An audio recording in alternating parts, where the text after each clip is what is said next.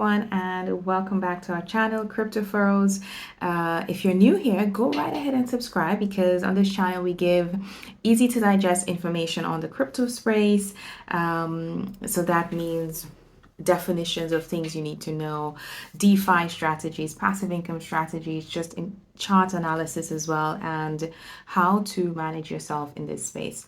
So remember, anything that we share on this channel, it is not financial advice. This is our journey that you are witnessing, and we're just giving you a little bit of extra education as well that you can then use to make your own informed decisions.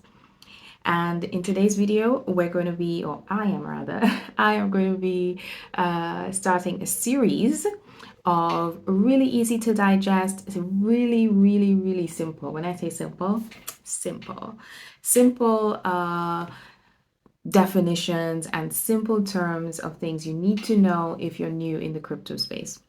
In today's video, I'm going to be talking about the differences between centralized and decentralized and what it means in the crypto space. And I'm going to be using my laptop here to help me with all of that information. So stay tuned. Let's get into it. So our first point is a centralized exchange. I'm going to put a little pop-up just here and the definition. So a centralized exchange is any exchange or platform that is governed by a person, a group, a special governing body, a company. So it means that if you're using a centralized exchange, you yourself do not have full control over your money or your assets. Actually, it's quite similar to what we use or we have been using traditionally, like banks. These are centralized institutions because you do not control exactly what happens to your money in these situations. The bank takes control. They hold and manage your money. So a centralized exchange in the crypto space is quite similar. There's a company, governing body, a person, a central organization that manages the assets that are put into the system. And most often you have to do a little KYC form. So you have to provide valid identification to use these systems. And some examples, or some really top examples of these, are Binance, Huobi Global, and KuCoin. There are many others as well. Actually, leave a comment below if you use a centralized exchange that has great service. So centralized exchanges, or as they would be called, CFI, centralized finance, they can be quite, I want to say they can be quite flexible and convenient for newbie persons into the crypto space. And that's because you can do from your bank to this exchange, you can make transactions. So that means you can take your fiat that you already have and convert it into cryptocurrency in a quite smooth, easy manner, stress-free, and in a trusted, secure way as well. On a CFI exchange, you can also do cross-chain exchanges of the different cryptocurrencies that you have. And a cross-chain, or cross-chain in general, means moving one cryptocurrency that belongs to a specific chain, converting it into another currency that belongs to another chain. And in this case, to give an example, how about we take, let's see, Binance token into, let's say, DOT. So these belong to two completely different blockchains, Binance Smart Chain and the DOT or Polkadot Smart Chain. So that means we're going to have to make an exchange somehow and cross this barrier in order for the BSC, or my Binance Smart Chain token, to be converted accurately into DOT or my Polkadot tokens. Another thing to note with decentralized exchanges is, like I mentioned earlier, you have to do a KYC form filling out. And the more information that you provide to these companies, to these centralized exchanges, the higher your withdrawal quota would be. So for example, if I only provide them with, let's say, my name and maybe my credit card information because that's where I'm getting my fiat from. Most likely I would not have a very high withdrawal quota. It could be as little as 500 to 1,000 to 1,500 that I'm allowed to withdraw. But if I upload more verification information, such as my valid ID or a proof of address, I do their facial recognition features as well. All of these things will unlock higher withdrawal limits. So it means if my money is in there, I can withdraw at any given time. At one point, if I do all of the verification, probably no limit to my withdrawals. And that makes it quite interesting for a lot of users. And I think anyone who's in a crypto space most likely has a centralized exchange account. If you're looking for a really good one, I am using Huobi Global, and it's quite good actually. They have a lot of features and capabilities that make it quite competitive. Okay, so that is centralized exchange in a nutshell. So now we're going to talk about decentralized exchange. So a decentralized exchange is an exchange pretty much similar to a centralized exchange, except for the fact that there is no third-party governing system. It's more direct, and all of the funds and assets that are being used or exchanged on this platform is simply stored on the blockchain. And it's quite frankly a peer-to-peer exchange that you're doing with someone or another person who is a part of this blockchain. If you're familiar with escrow systems, where there is sort of a third party where the funds are being held until a transaction is successfully completed on both sides, a lot of these decentralized exchanges utilize an escrow system like this, where let's say I would like to purchase a token that has just been released on PancakeSwap. Hint, PancakeSwap is a quite popular decentralized exchange. I enter the amount of the token that I have, and I enter their system, and I am waiting for, and I want to get let's say XYZ token. Okay, I want to get XYZ token, and I have HT token, that is Huobi token.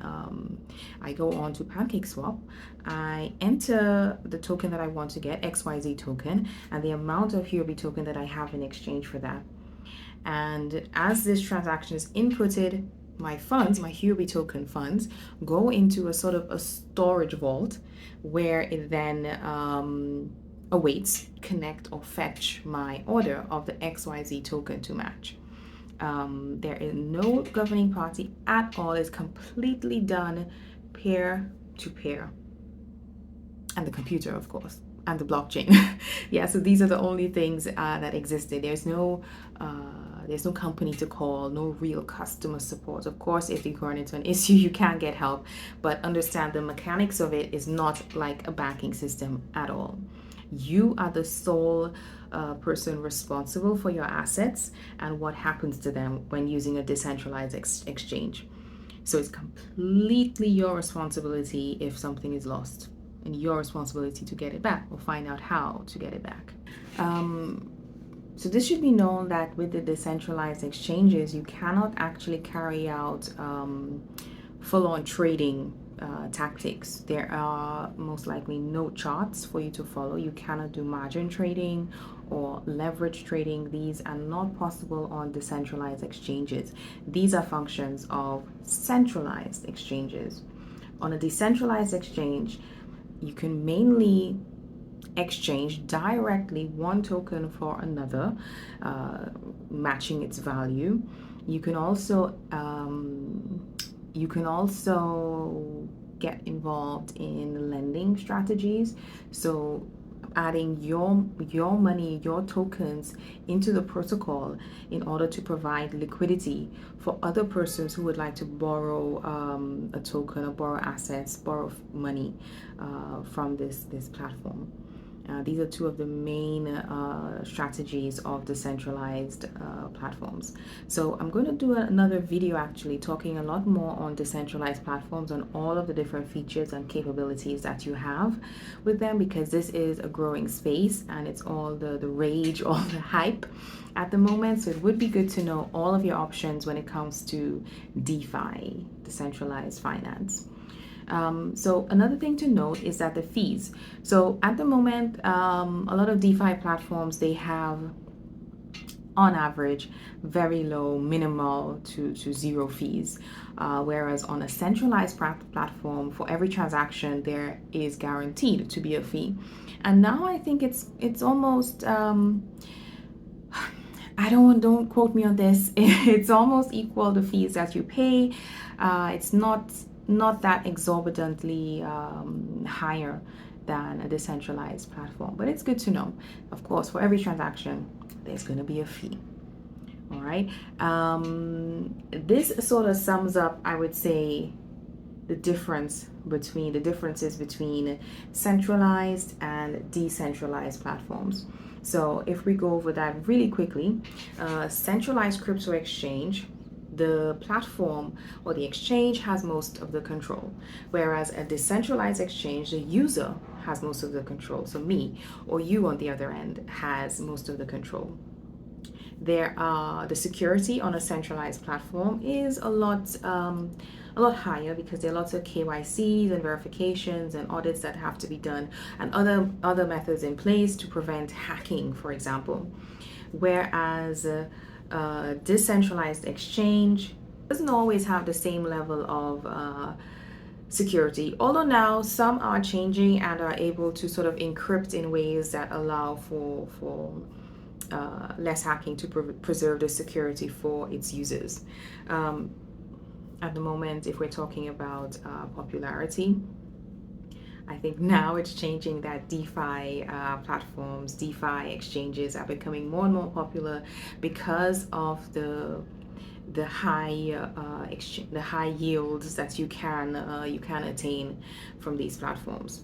But I think overall, if you're into crypto, you definitely have one, two, three. I have three different centralized exchange accounts. Yeah.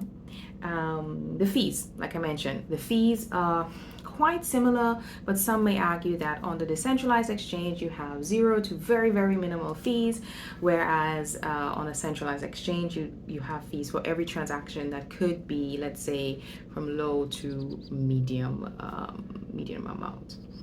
The features are the features. So the features on a centralized exchange, you have way more options and possibilities.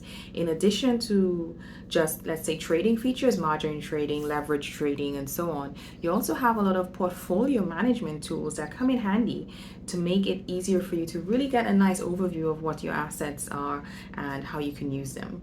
A lot of them also have sort of staking strategies where you can save your money for the long term, getting a percentage, an APY. I will talk a bit further on that in another video. On the other hand, decentralized platforms only have a handful of tools, and usually they are some kind of swap or exchange from one token to another, and they also have some pooling strategies. Like I said, I will talk about these strategies much further in another video, in more detail in another video. The regulations. So in regards to regulations, the centralized platform at the moment is a bit more regulated, as the name sort of implies. They do require a license from authorities to operate and manage your money. Whereas on the other hand, the DeFi exchanges do not require a license because in essence they are not managing your money. You are managing your money. And that sort of summarizes the differences between centralized and decentralized exchanges. So that's it for this video. If you found this helpful in any way, go ahead and like or actually subscribe to our channel and leave a comment below on some of the other things you'd like me to explain and give you some more clearer insight on. All right, so that's it for this video, guys. I'm Karina from CrypoFros. Ciao, peace out, diddly diddly diddly diddly.